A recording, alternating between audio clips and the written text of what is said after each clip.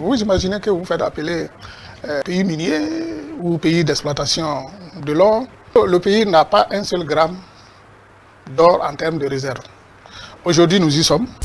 C'est dans ce sens, effectivement, que, entre d'autres innovations du code minier, la part de l'État dans le capital social différents projets miniers en production de 10 à 15%. C'est-à-dire que depuis que les codes existent, celui de 2003 et 2015, tôt, la part de l'État, c'était 10%. 10% parce que le code minier de l'UEMOA, cette fourchette aux différents pays de l'UEMOA, qui exploitent les ressources minières, qui dit la participation, ce que vous qualifiez de gratuite dans le capital des sociétés minières, ne doit pas excéder 15%. Ça veut dire qu'on peut aller jusqu'au maximum 15%. Okay. Donc, de par le passé, rien ne nous empêchait d'aller à 15%.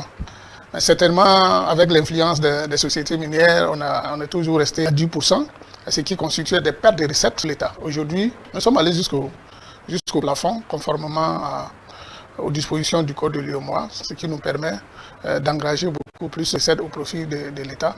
Dans cette perspective-là, effectivement, d'avoir de quoi accroître les investissements au profit de la population et d'autres capacités financières pour l'État à résoudre une grande partie de ces problèmes de développement, de sécurité, de survie pour la nation. Alors, est-ce que ça pourrait aussi exercer efficacement cette participation accrue à la gestion des sociétés minières? Gérer efficacement, oui. Je pense que ça se gère efficacement déjà. Avec ces réformes qui sont déjà mises en place, renforcer de façon très significative la gouvernance du secteur minier. Avec l'État a créé la SOPAMIB, la Société de participation minière du Burkina.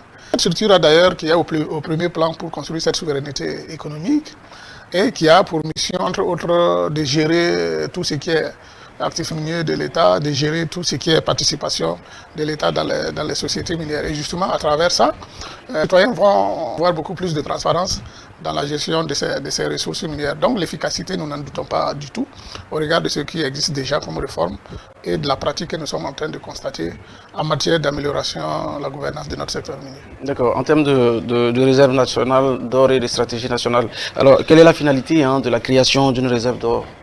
Il faut vraiment saluer cette réforme majeure qui, moi, particulièrement, a toujours été une grande préoccupation. Vous imaginez que vous faites appeler pays minier ou pays d'exploitation de l'or. Le pays n'a pas un seul gramme d'or en termes de réserve. Aujourd'hui, nous y sommes. Le pays est en train de se constituer sa réserve nationale d'or. Alors, quelle est son importance? Il faut plutôt se demander est-ce que d'autres pays disposent des réserves d'or. Vous allez vous rendre compte que peut-être que le Burkina Faso fait partie des rares pays qui n'en avaient pas. Les grandes puissances aujourd'hui, les grands pays sont des pays qui disposent de stocks d'or très importants. La France, qui ne dispose pas d'or dans son sous-sol, une réserve d'or très impressionnante. Bien entendu, dans nos pays africains, parfois par le truchement du pillage, il faut le dire, c'est un outil politique, c'est un outil économique, c'est un outil de souveraineté, un outil même de sécurité de la nation. Avec la réserve d'or, on peut résoudre beaucoup de choses. On peut contourner beaucoup de choses. C'est une base même d'existence d'un État, surtout un État qui a la chance d'avoir ces types de métaux précieux. Et aujourd'hui, c'est la course vers la constitution des réserves d'or dans les pays dits puissants. Pourquoi? Parce que d'abord, l'or est en train de monter. Aujourd'hui, il y a de grandes influences géopolitiques que vous savez. L'or fait partie de ce qui rend fort, de ce qui rend crédible, de ce qui renforce la souveraineté d'un État. Demain, si on venait à voir notre monnaie AES, qui est vraiment sollicitée par les peuples de la Confédération, ce sera quelque chose aussi d'assez très important à nous. Donc, parlant de cette monnaie, très rapidement, je vais bondir sur ça. Est-ce que cette réserve d'or pourra aussi assurer cette stabilité monétaire s'il arrivait que les États de l'Alliance du Sahel mettaient en place une monnaie? Bien sûr. Parce que la plupart des monnaies sont adossées d'abord à l'or. Ça ne veut pas dire que l'or est suffisant, mais c'est le socle. Voilà, une maison, ce n'est pas seulement la fondation, mais il y a le mur aussi qu'il faut construire de façon solide. Il y a des toits planches qui doivent être solides. Donc, en plus de l'or, il faut également développer les autres points de l'économie. Par exemple, l'industrialisation, l'agriculture, bien d'autres. Donc, je pense que c'est la conjugation de tout ça qui va permettre de rendre la monnaie solide. Mais l'or est vraiment quelque chose de très important qui contribue au soubassement. D'accord. Sur cette question de réserve d'or nationale, on a vu également aussi le bilan que la Banque mondiale avait dressé un temps où il présentait balance commerciale excédentaire pour l'une des rares fois aussi au Burkina Faso. Les experts nous disent que c'était aussi lié à l'exportation sources minières. Est-ce qu'il y a un lien entre la réserve nationale d'or et puis l'exportation minière? Pas lien systématiquement entre la réserve d'or et ça. Mais cela montre que la gouvernance du secteur minier est véritablement améliorée. Okay. Ça voudrait dire aussi que le coût d'exportation de l'or s'est également amélioré. Vous savez, l'or est le premier produit d'exportation aujourd'hui au Burkina Faso. Ça voudrait dire que la marchandise que nous vendons le plus aujourd'hui à l'extérieur pour ramener l'argent à la maison, l'or. Donc ça veut dire que cette marchandise aujourd'hui nous a rapporté beaucoup d'argent. Mais de façon technique, il faut faire attention, tout en développant, en continuant à développer l'or, disant aujourd'hui que l'or constitue une marchandise qui est la plus exportée à 80 ou à plus de 80%, voudrait nous interpeller pour dire qu'il faut que nous mettons l'accent aussi sur les autres secteurs pour monter la pente. Je vous explique de façon pratique et en français facile. L'or est très fluctuant. L'or est très intéressant aujourd'hui. Demain, on ne sait pas, pour telle ou telle raison, ça peut chuter. Si aujourd'hui on va à l'extérieur, on vend l'or qui nous rapporte plus. Donc, quand on va, on amène, je ne sais pas, 50 000 francs, pour prendre les petits chiffres. On amène 50 000 francs. À chaque fois qu'on va vendre l'or, on amène 50 000 francs. On va vendre les produits agricoles, on amène 3 000 francs. Quand on va vendre les produits d'élevage, on amène 2 000 francs, ou encore 3 000 francs. Où l'or va chuter. Ça veut dire que les 3 000 francs qu'on a, que ça nous rapportait de part et d'autre, ne pourra pas nous permettre de remonter économiquement très vite la pente. Mais à supposer que l'or qui nous rapporte aujourd'hui 80%, qui est aujourd'hui le produit le plus exporté à 80%, si on travaille à remonter l'agriculture, de sorte que le produit agricole qui est exporté aussi atteint 50%, 60% ou 70%, au niveau de l'agriculture, pardon, de l'élevage. Même chose, ça dit qu'on a une sorte de balance très proche.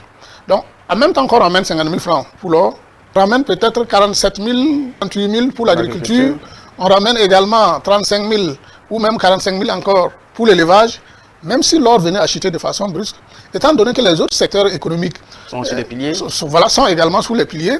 Ça dit que non seulement on en consomme suffisamment à l'intérieur et on exporte l'excédent pour amener de l'argent, on ne va pas sentir le choc de façon très dure. Mais si on ne relève pas les autres secteurs économiques et on reste seulement sur l'or, parce qu'à l'étape actuelle, ça nous rapporte beaucoup d'argent, de façon pratique, stratégique de développement d'une économie solide, c'est pas recommandé. Donc c'est pourquoi les gens doivent comprendre que quand on dit de développer les autres secteurs économiques, c'est extrêmement important, surtout dans notre contexte. D'accord. Alors parlons d'impact sur la communauté locale et aussi l'environnement. Il y a le fonds minier du développement local qui change carrément, qui devient le fonds minier du développement. En réalité, qu'est-ce qui change? Ce qui change, c'est l'appellation. Fondamentalement. C'est l'appellation avec la suppression du mot local. Alors, ce qu'on peut considérer aussi comme quelque chose qui change un peu, peut-être qu'on demande là, contribue à l'alimentation du fonds de soutien patriotique. Et comme vous savez, les projets miniers ont pris un grand coup aujourd'hui avec la situation sécuritaire. Alors, il est bon de sortir très rapidement de cette situation pour que la société minière puisse travailler sur le terrain avec beaucoup plus de sérénité. Donc ce fonds-là, j'avais trouvé que c'était utile, que de la même façon que les autres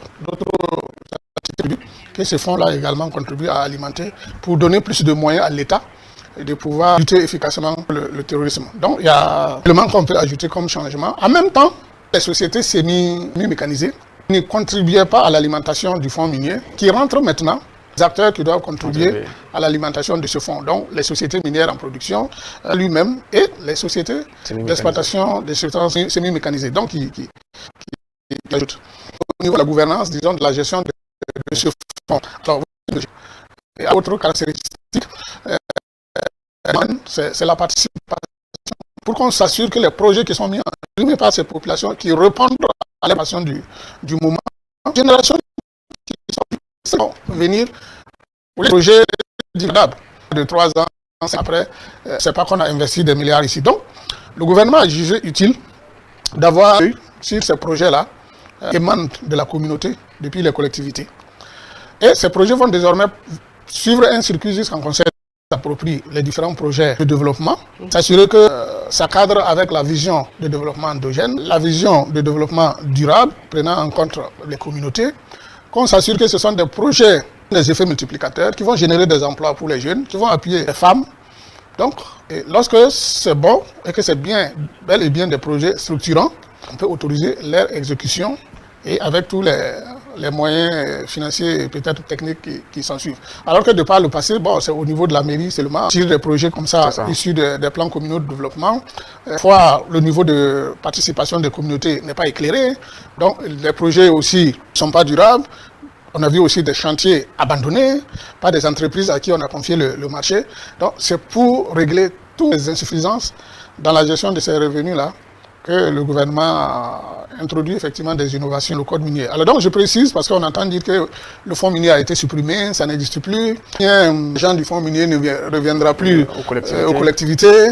Ce n'est pas vrai. Bien au contraire, on veut que l'argent du fonds minier qui va servir une communauté, une collectivité, que les projets qui vont être mis en œuvre soient quelque chose de durable. Comme on dit que les gens vont mourir laissés aux générations qui vont suivre. Et c'est ça qui va améliorer considérablement la qualité de vie des populations. Donc, c'est des innovations, bien au contraire, pour résoudre des problèmes, meilleure qualité de vie des communautés.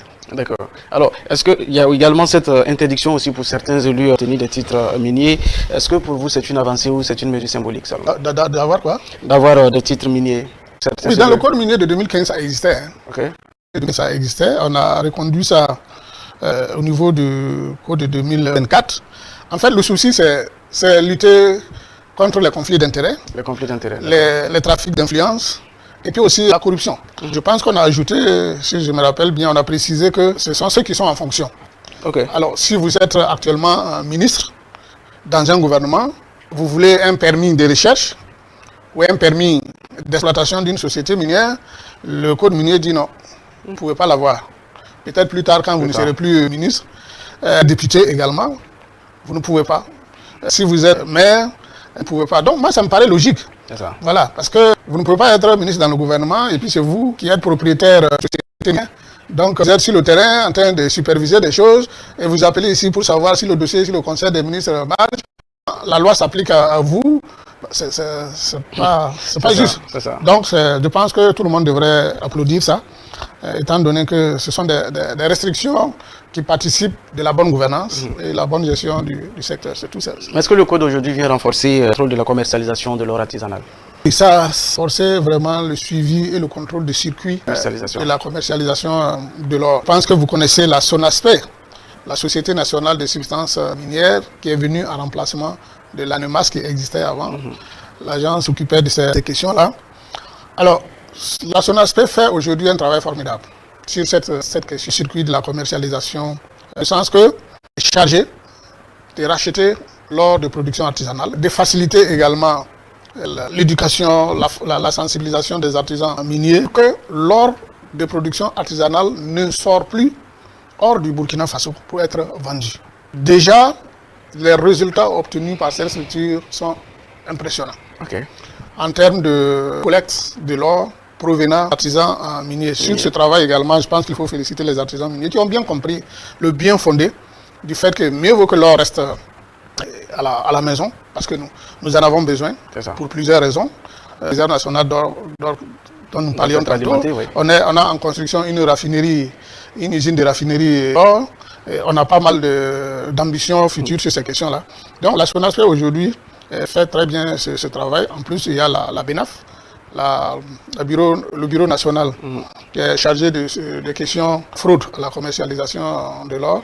Donc tout ça mis ensemble, il y a quand même une réduction très considérable aujourd'hui en matière de suivi, de grande amélioration en matière de suivi du circuit de la commercialisation. D'accord. Il y a également cette réforme où les agents de mines portent aujourd'hui casquette d'officier de police judiciaire. Est-ce que c'est efficace? Non, c'est en pas... termes de contrôle. Oui, en fait, on a renforcé leur pouvoir. C'est ça. On a renforcé leur pouvoir. Je ne sais pas si vous connaissez les sociétés minières. Hein. Il y a des sociétés minières qui se comportent, enfin je vais dire qui se comportaient, parce qu'aujourd'hui là, tel que je regarde, qui ne sont plus fous ou folles comme avant, qui se comportaient comme un État dans un État. Ok. C'est-à-dire l'administration minière qui leur a octroyé le titre minier, l'administration là vient pour le contrôle, pour le suivi, donne tous les moyens de les empêcher de travailler. Ok. Soit vous ne nous avez pas prévenus, comme ça on n'a pas le droit de faire des contrôles inopinés, Inopinés. soit on n'a pas le temps pour vous. Pour vous recevoir. Bon, nous, on a vu de par le passé des hauts commissaires qu'on a refoulés, des directeurs régionaux de police qu'on a refoulés, pas mal de personnalités qu'on a refoulées, même pas des agents chargés de ces questions-là. Donc aujourd'hui, le code minier dit, vous êtes officier de police judiciaire, vous avez tout le pouvoir. Si vous allez sur le terrain et on vous empêche de travailler, vous avez la possibilité de faire appel à la force publique pour exécuter vos missions. Donc, je pense qu'avec ça, il ne pourra plus leur opposer motif de quelque nature que ce soit pour les empêcher de le faire. Donc, ils peuvent même faire des contrôles inopinés correctement. Et je pense que c'est notre droit et devoir également prendre ce qui se passe dans les projets miniers, avoir des informations et de se contenter des rapports que la société-là envoie au ministère des Mines. Ce n'est pas suffisant. Alors, quel est le